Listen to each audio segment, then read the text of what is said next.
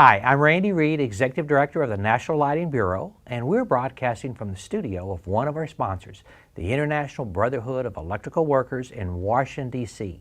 We are here for the 9th Annual Lighting Forum, and I am joined by Terry McGowan of the American Lighting Association, Diulio Passariello of his own studio, and Milt Roney of the International Dark Sky Association. The name of this panel is titled Light Pollution and Dark Skies, a Cause Has Become a Movement. Welcome. Thank you. Let's start this one with a bang. Tell us about dark skies and nuclear deterrence. Yes, the observatory needs to focus on two stars. The observatory here in Washington, D.C. Yes, exactly. And I don't remember the name of the stars, but they are related. And by focusing of the relationship of these two stars, they can precisely pinpoint a target in case of the need for nuclear deterrence to become active and hot. So it's very important that the observatory can really read those stars properly. And so the committee work in that, to that objective, to reduce lighting pollution in the dome above the city of Washington. Okay.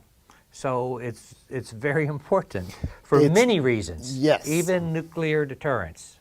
Milt? I also learned that the Naval Observatory, their mission includes watching for enemy satellites, which aren't necessarily reported to anybody, and they probably go to great lengths to make them dark.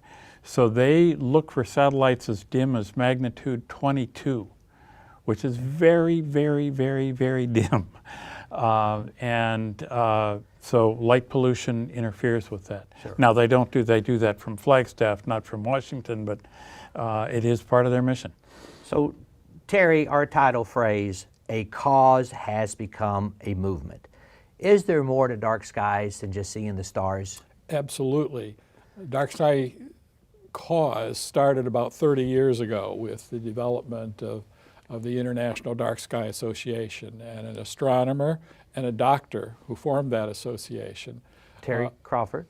Yeah, Dr. David Crawford. David Crawford, excuse me. That's right. He became the head of the IDA for many years, and so we had a chance to figure out what was going on, and we identified with street lighting, because at that time, with the light sources available, street lighting actually generated most of the light pollution.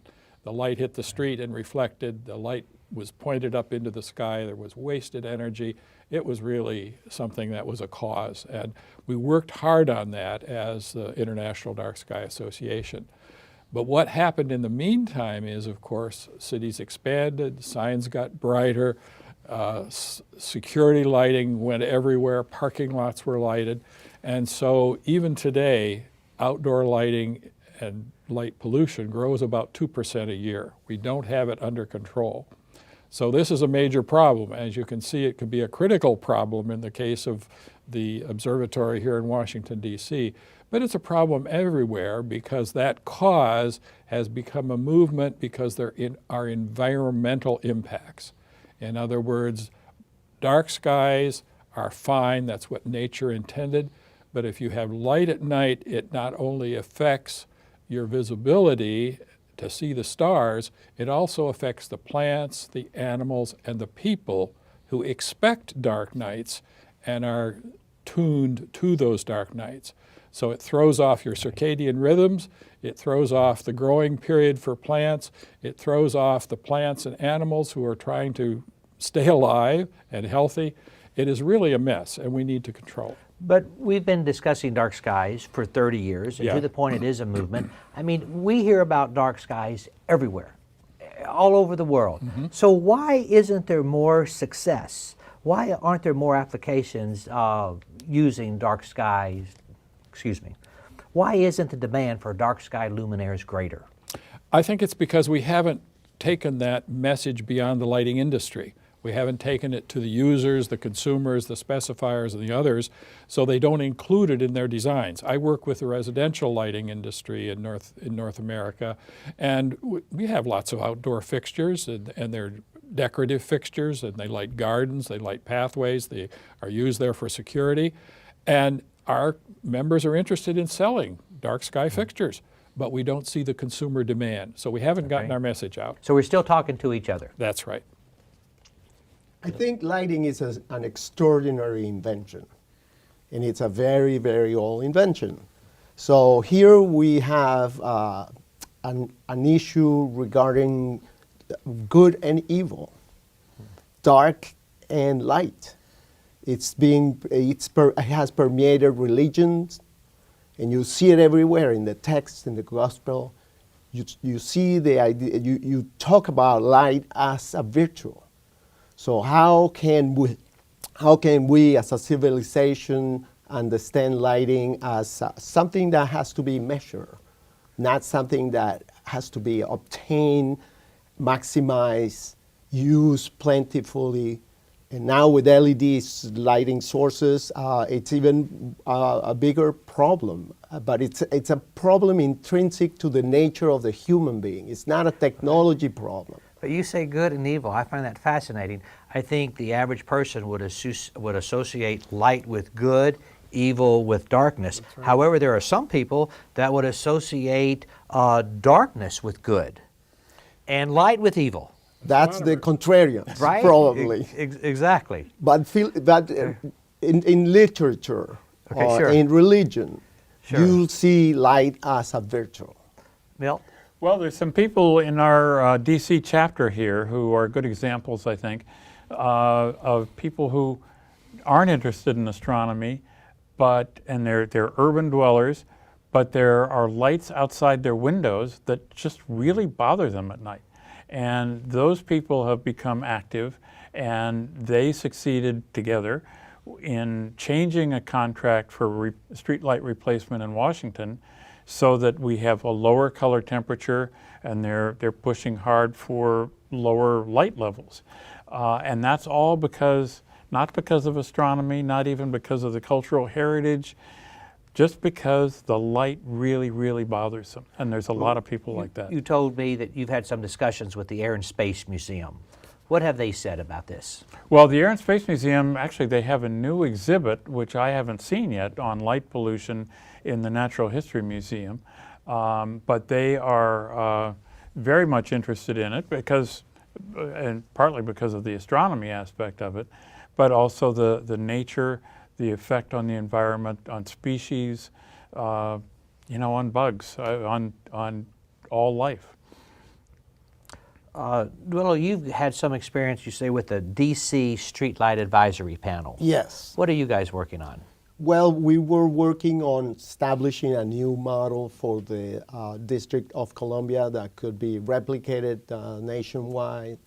And we focus on elements of quality, quantity, and one of the items was also lighting pollution. So the idea of the district was to hire a company that would replace and service all the lighting of the District of Columbia, starting from scratch and replacing most of the lighting fixtures. Okay, and is that occurring now? Yes, the contract was signed and the company was, it's an escrow, it's a bank, investing in a company that is replacing and maintaining all the lighting. Okay, so you're a good person to be in that committee because I understand you did some work back in Paris. Yes. In the 90s. Yes. Tell our audience a little bit about that. Well, Paris has a unique situation because they use a lot of globes. Okay. And so these globes were emitting upward, and I introduced the idea that we should block the lighting going upward in a moment in time where nobody was, very few people were talking about, but you could see the reflection of the lighting from the city in the sky, in the clouds, basically. So we introduced this sort of hat on top of the globes that would cut off all the upper emission and just keep it down. And it was a very interesting application because the spread on the pavement was much efficient than before with the globe open to the sky. So that was a nice effort. You and Terry have both mentioned street lights. Is street lighting the main culprit? Not anymore. Street lighting actually has become more controlled because the message did get out to utilities and others who were interested in doing the right thing. And so they started shielding street lights. And so now we see more light pollution generated by signs, light from buildings, that's going to be the tough one, and parking lots and security lighting. And just the idea, Randy, that a lot of people think more light is better. That's seldom true outdoors. It's really that you have to put caps on that light. You have to control that light.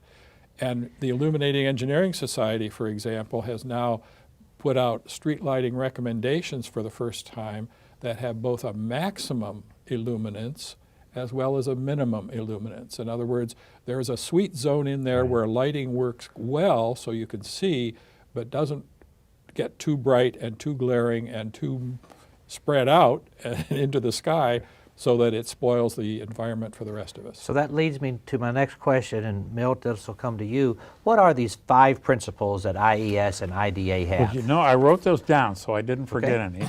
Okay, good for you. IDA's president is Ruskin Hartley, and if you ask Ruskin what time it is, he's going to give you these 5 principles. So first of all, it has to be useful. Okay. Don't just put them up to put them up. They're expensive too, that's a thing.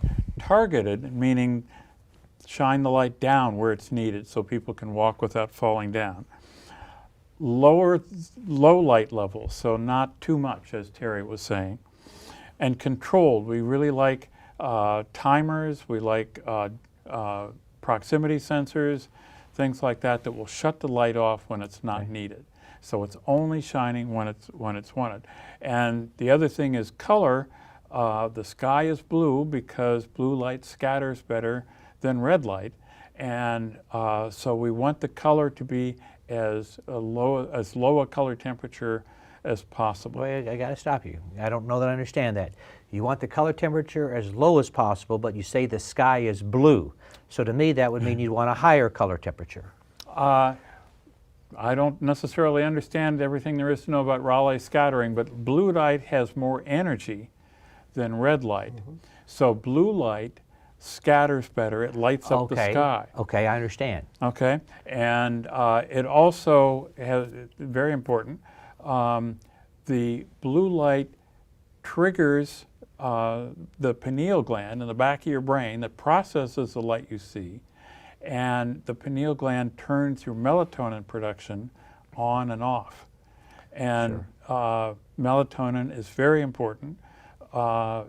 It helps regulate your sleep cycles, and it's been observed that they started with a study of nurses. They found that nurses who worked the light shift had the night shift had a greater incidence of breast cancer than other nurses, and they believe the cause is the blue light in the hotel, fluorescent lights in the hospitals was interfering with their production of melatonin, and that reduced their resistance to the cancer. Okay, Terry? Yeah, this is a very important subject for the lighting industry now, and you've probably heard it talked about light and health. There are absolutely tons of research now coming over the last 20 years about what Milt has been saying. We know this is true, that people need bright days and dark nights. And this is to entrain their circadian rhythms so their sleep is improved and therefore their health is improved. I just finished reading a lighting research project that was done by Mount Sinai Hospital in New York City, and they found that elderly people recovering from surgery slept 2.5 hours more if they had circadian lighting, bright days and dark nights, than if they had typical hospital lighting. Huge. 2.5 hours more per night. Big deal. And now we've got the research that really confirms that. But that study that Milt was talking about involved 10,000 night shift workers in nursing homes and hospitals and breast cancer. There's a direct effect with not getting the sleep that you need when your body expects it and your health. And that is absolutely got to be an important part of our work going forward. And that, of course, impacts light pollution because it isn't just people, it's plants and animals too. Bats even have a circadian rhythm. We've got to get outdoor lighting under control. Please. But like, this is a unique pollution type. This is not plastic pollution. This is not chemical, petrochemical pollution. This is a pollution of something that we deem useful, that we deem holy, healthy lighting.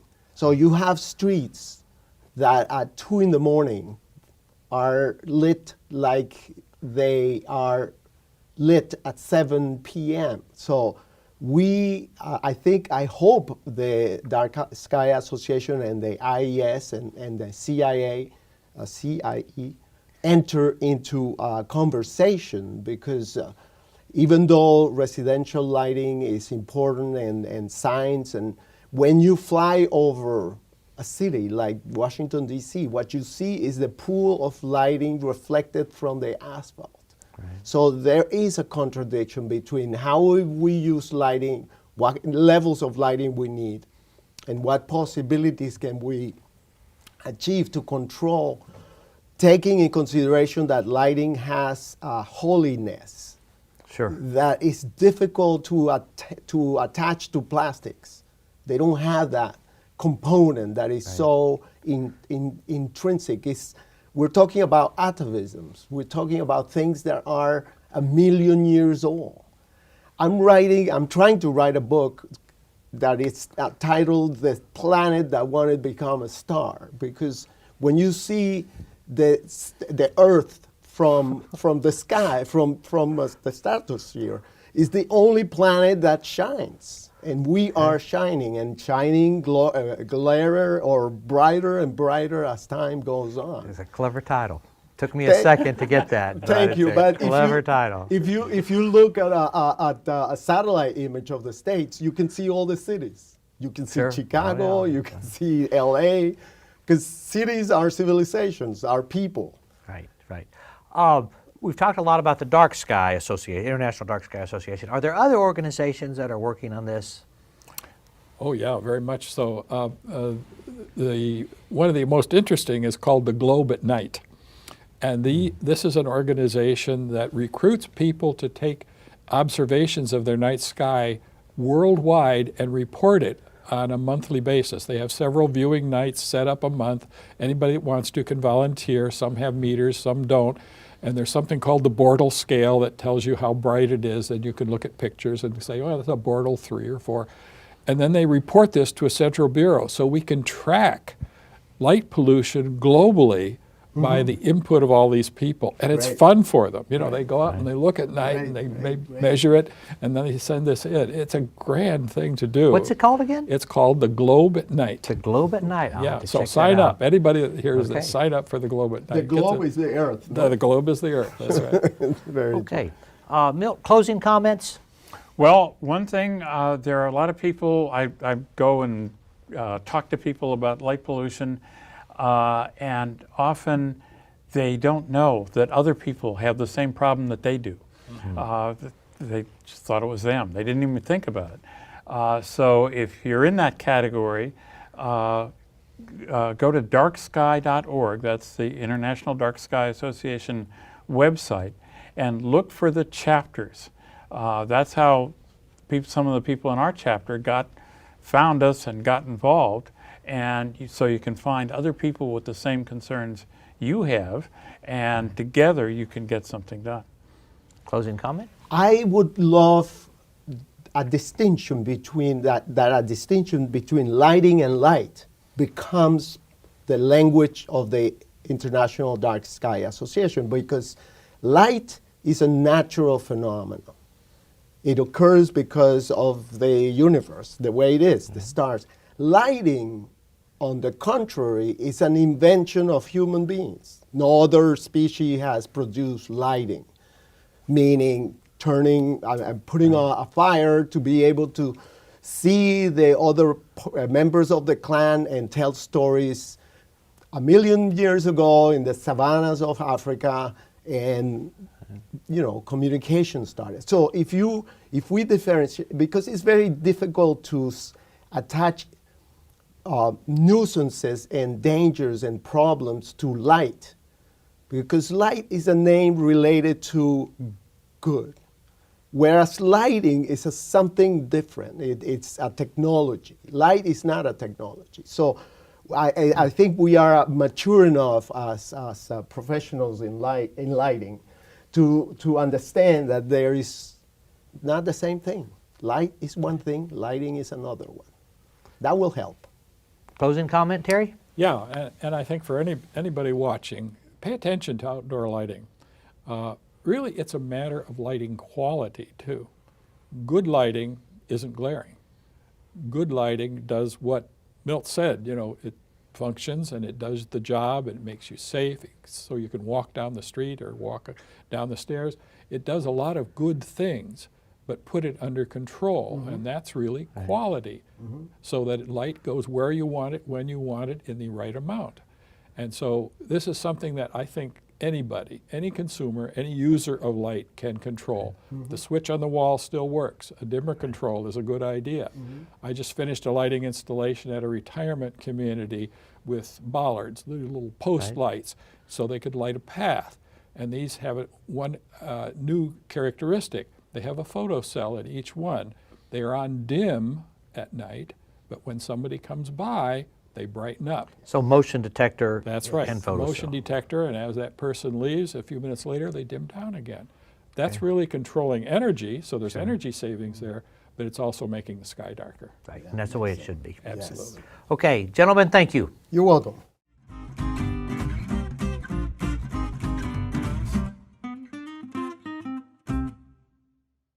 So welcome, everyone, and the floor is now open for questions. Randy, while they're coming in, may I make one comment? Please. I said a wrong thing in that video, and I said that light pollution was growing about 2% per year. That is an old number. I should be spanked, but it is much higher than that these days. It's more like 10%. So corrected. I am very much corrected on this. It's much more of a problem than we had thought, and certainly something that we need to pay attention to. Okay, I had no idea. I really didn't know it was that bad, but this is a new article in Science Magazine in January 2023 issue, and it's pretty clear. Okay, well, thank you for correcting that. And this Q&A will be available with the video as well. So that will be corrected. We'll put it on YouTube and promote it. And then that's where we hopefully will get hundreds of people involved. Duilio, we were speaking before this began a little bit about the definition of light pollution. And you kind of want to rename light pollution. Tell our audience about that. Yes, I think the two nouns, lighting and light, have different meanings. And in English, this is one quality that we can use. Light as a natural phenomenon, and lighting as a artificial fabrication of man. So what is causing the difficulty seeing the stars and is what we produce at night. We produce lighting. By day, we don't produce lighting. By day, we have light, solar and the sky and so forth. By night, we are creating so much lighting that we are not able to see the stars. And it's like a definition. This definition will focus the problem in a way that is much easier to convey. That it's the result, like any other pollution, is the result of technology. Terry, I'm coming back to you on the kind of 2%. And I think probably when you and I first started discussing light pollution, maybe it was 2%, and now it's 10% per year.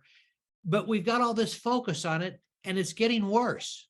Why is that? And what is the answer? If everybody is focused on it and we're just adding more light pollution, what's the end game? Well, you can kind of feel the answer growing around you, and that is to get more people involved, reaching out beyond the lighting industry and getting people to say, you know, we have to pay attention to this. And I think, as I mentioned in the video, this idea that the IES had of putting limits on illuminance, recommended illuminance levels is very important. Not only too little light, but too much light will change what you do very strongly. And I think that characteristic has to be paid attention to, especially in outdoor lighting. Overlighting is really responsible for much of the light pollution that we see. Can you explain again the relationship between light pollution and nuclear deterrence? The USNO, the observatory, has the task of calibrating the nuclear deterrence response, the Minutemen rockets and so on. And they use 2 stars. I'm sorry, I've been trying to find the names of the stars, but I guess it's secret. But these 2 stars have a relationship, a geometrical relationship that allows the observatory to really know exactly where everything is on Earth. So they use these 2 stars to be able to pinpoint an exact target. And due to lighting pollution, the ability of the observatory to focus on these 2 stars has been diminished. While we're waiting, let me just say, and I'm sorry I didn't look up the exact reference, but the Smithsonian Institution is offering a webinar next Tuesday, a webinar on light pollution. And they're in the process of putting up a little light pollution exhibit in the 2nd floor of the Natural History Museum. So they too have been thinking about light pollution for a long time. Well, thank you, Milt. And I'll try to find that, and I can add that link to the end of this video where people can participate in that. Hi, Randy. This is Mary Beth Gotti. How are you? I'm good, Mary Beth. Welcome. Hey, got a question specifically to Terry and regarding residential outdoor luminaires. And is there a metric? Is there some way to get the message across to the average homeowner about using the right quality of light for outdoor luminaires? So much is so design oriented, but clearly not respectful of the nighttime environment. Yeah, and that's a good point. We don't want to get involved in a lot of numbers here. Homeowners don't usually have a light meter, so we have to keep it simple and understandable. And I think if we break it down a little bit, what is light pollution from a homeowner standpoint? It's really glare, it's sky glow, it's light trespass, and there are lots of homeowners who understand light trespass very well. And it's clutter. When you see a whole bunch of light sources doing this, that, and the other thing, and there's no rhyme or reason for that, something's wrong. There's too much light. Some of it should be shut off. And glare is something I think that everybody understands. It's one of those, you know it when you see it, even though you couldn't put a measure on it. It's glaring. And if a homeowner looks around at their garden or their landscape lighting or their garage light, notorious for glare, they can pick this out very easily and find out what to do about it. Usually aiming and shielding and dimming, turning it off, time clocks, sensors, all of those things are very easy solutions, but we have to talk about it. And I was delighted to hear what was just mentioned by Milt by talking about the exhibit. This is what I meant by putting it out where people can see it and understand it. Museums doing this is a great help to the light control of light pollution cause. So I'm optimistic that as it gets out into the community, when your neighbors start saying, you know, light pollution is kind of bad in our neighborhood, could you re-aim or change that garage light? When people start doing things like that, we're going to have some more control over light pollution. Okay. Thank you. Very good. And we have another question from Leora. Terry, are you speaking of RP 43, max and mins, when you speak of the new IES limits on outdoor lighting? I believe that RP 8 values supersede these in the roadway right of way. Yeah, I think so. I thought it was roadway that first started this, but I was on a Zoom call just this week with the IES, and someone brought up the question, why shouldn't we put this on all IES publications where illuminance values are recommended? Isn't it true for most things that require illumination? And that's better guidance than simply saying a minimum level. We have to get the message across, I think, that so many people think too much is never enough. But the fact is, with light, as we've seen and heard, it is. Sure. Okay. Well, thank you for that. Okay, before we wrap up, any other questions? Okay, hearing none, today is Wednesday. We will have this video available on YouTube on Friday. And then we just want to remind everyone that our next session will be the current state of electrification in the U.S., and that will be next Wednesday, 22 February at 11 a.m. Central. Thank you all. And thanks to our guests who are online. Thank you very much.